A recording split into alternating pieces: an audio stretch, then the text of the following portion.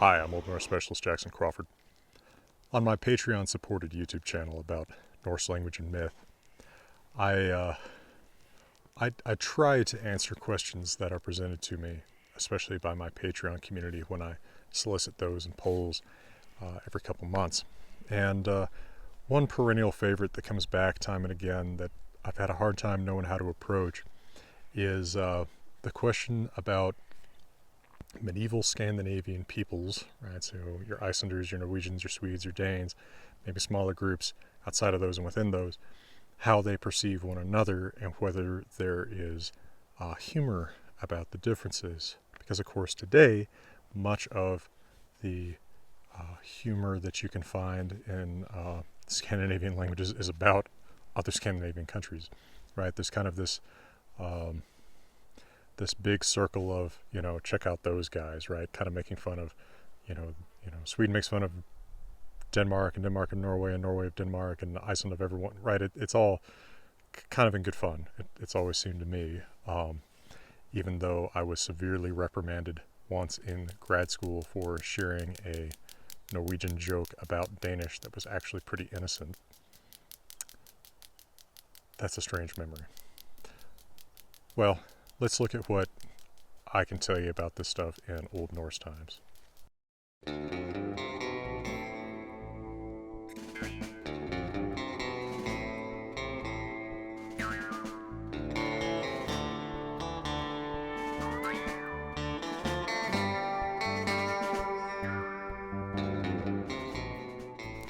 That joke that I was severely reprimanded for sharing at one point in a nameless instructor's classroom was actually this now truly famous video about how the Danish language is falling apart to the extent that even Danes don't understand it anymore. It was something that was made by NRK, the kind of Norwegian BBC. It's all in good fun. If you speak Norwegian, Danish can be a little hard to understand, but it's like right on that border. The words and the vocabulary, the grammar, and all that is recognizable, but just different enough. It kind of sounds, depending on how uncharitable you want to be, a little bit garbled or slurred from a Norwegian speaking perspective. So it's all in good fun. It's pretty funny, and you can find it all over YouTube. Just like you can find other examples of this kind of humor in the form of, for example, there's this old video about Fan, right, which means the devil, and is kind of the Scandinavian F word. And of course that video makes a lot of hay out of how the same but different it sounds in Norwegian versus Swedish versus Danish, and then of course the completely unrelated Finnish. And that includes some of the stereotypes about how those languages sound, right? People make fun of Danish for sounding like you have a little bit of a frog in your throat, Swedish for sounding a little bit nasal and high, etc., etc. I will refrain probably from demonstrating my fake Swedish and Danish accents here for you. Except to observe that as part of this sort of humor, I once was on a bus in Los Angeles when I was teaching at UCLA and got into a conversation with a Dane, one of the rare times that a conversation on a bus in California did not involve the threat of violence to me. And I was speaking Norwegian.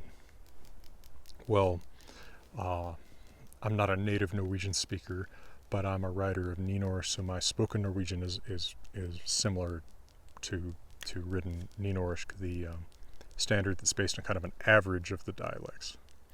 A little bit, perhaps, harder for a Swede or a Dane to understand than Norwegian bokmål, which is the more used standard of Norwegian that's based on the, more or less, it's an Oslo pronunciation of a very Norwegianized Danish written language. I have a whole video that explains the difference between Norse and bokmål. But anyway, I was speaking my sort of normal Norse-like Norwegian, and this fella said, it would be nice if you could come my way a little bit, compromise with me here. I sometimes have a hard time understanding you. And I said, sure. And I switched to Norwegian bokmål, and he told me that it was the most beautiful Danish that he had ever heard. I've gotten some mileage out of that with Norwegians for some years. Okay, we don't really see traces of this kind of language-based humor in the Old Norse period. No doubt there are already observable language differences, right? We know that, for example, in the East, in Swedish and Danish, we've got forms of the pronoun for I, me, that are based on the broken form from Proto-Norse jak, and then in the West, Iceland, the Faroes, Norwegian Norn, we've got forms based on the unbroken form ek. So there's already going to be perceivable differences in speech. We know there's going to be perceivable differences in speech even between East Norse communities and West Norse communities.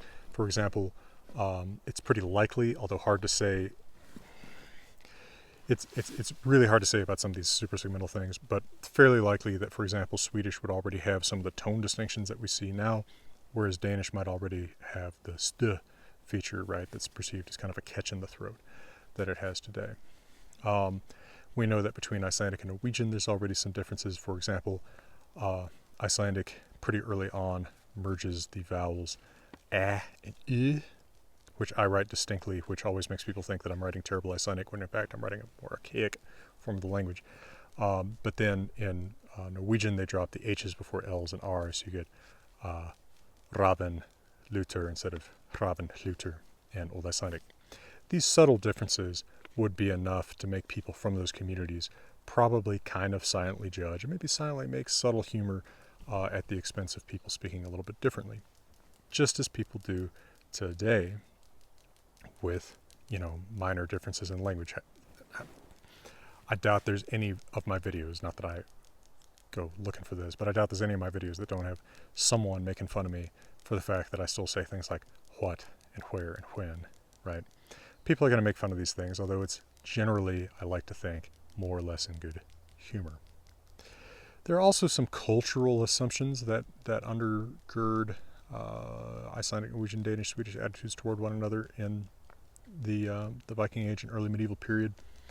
One of the really persistent prejudices against Swedes, for example, is that they are more pagan than the other Scandinavian peoples. And it's true that they were actually the last to be converted, as counterintuitive as that might seem, because Iceland is more isolated.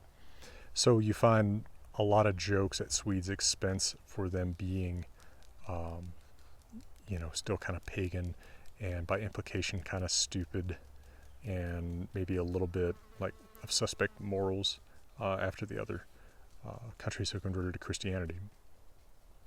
And of course, a lot of this is being filtered through an medieval Icelandic lens, because of course our medieval written sources, the Eddas, the sagas, etc., are really written in Iceland, right?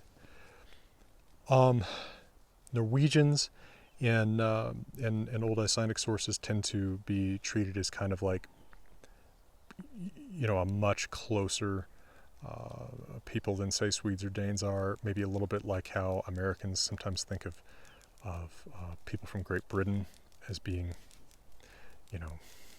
just somewhat culturally more similar than say, France or Germany might be, and of course speaking the same language.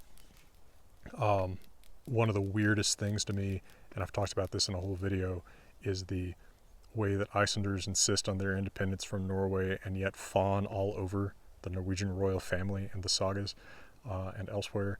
To me, this is about as indecorous and faintly disgusting as the way Americans sometimes fawn over the British royal family today. Doesn't make any sense to me. Well, I have one interesting little scene that I particularly want to share with you if we're talking about medieval stereotypes of some Scandinavians about other Scandinavians. And I'm going to read it to you in whole in my translation, and I'm going to do that right after I give you, as usual, a quick word from my sponsor.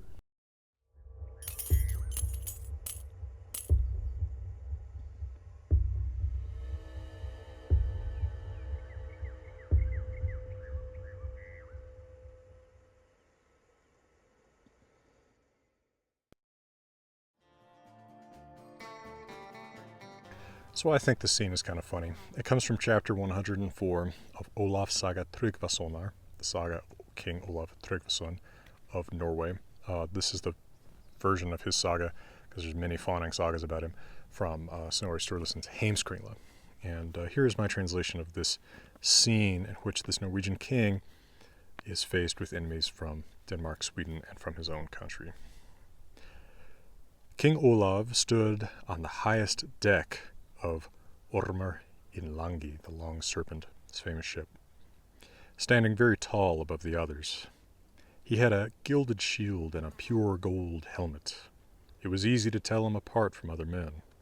He wore a short red tunic on the outside of his chain-mail jacket.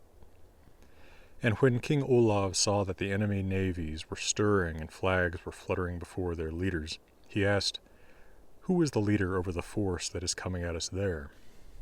I'm pointing somewhere. He was told that this was King Svein Forkbeard with the Danish sailors. The king answered, "We won't fear those moisties." He says blöðr, it's based on the adjective blöðr, moist, which is a very bad insult to a man's masculinity and courage. So we won't fear those moisties. There's no courage in Danes, but which leader follows the flags over there to the right? He was told that it was King Olav, different King Olav, there with the Swedish force. King Olav Tryggvason said, "It would be better for the Swedes to stay home and lick their sacrifice bowls, blótbolla, than to board the Long Serpent and face y'all's weapons. But whose ships are those, the big ones, behind the Danes?" So there we see, of course, the stereotype about Swedes being pagans, right? They need to go back and lick the bowls they put their sacrifices to the pagan gods for. "There's Erik Jarl, son of Håkon," they said. Then King Olav Tryggvason answered, "He's going to think he has a good reason to meet up with us, and we can expect a hard fight from those men. They're Norwegians like we are." Well, this sounds to me a whole lot like the shit talk that you hear before a rodeo, right? It doesn't sound too different to me from, say, a champion bronc rider from Wyoming asking about who these various fellows are that he's going to be facing in the arena tonight. And someone says, "Well, you know, this guy's from Colorado," and he has some dismissive comment about Coloradans, but he's got some other opponent who's from Wyoming. And even though he wants to beat this guy, he has to kind of shore up his own reputation as a Wyomingite or whatever, right? Or he's proud enough of Wyomingites. He says, "Yeah, that's the one I'm going to have to worry about as my serious competition," right? I think this sort of thing can be done fairly good-naturedly, and is mostly intended good-naturedly, both in these medieval sources and in modern, joshing around of people from different adjacent but somewhat rival places. And, of course, I say that while observing that the scene in the saga that I read to y'all is about guys who are about to, brutally kill one another, but still with a certain amount of respect. And ultimately, what is a lot more important to the Viking Age fighters and the early medieval writers talking about their exploits is that someone is a dranger. And you can be a dranger whether you're Swede, Danish, Norwegian, Icelander, or from somewhere completely different, because that's about how you behave in the face of opposition, not about who you are, who your opposition is. All right, well, thank you, Patreon, and to everyone, let me wish you, beautiful Wyoming, all the very best.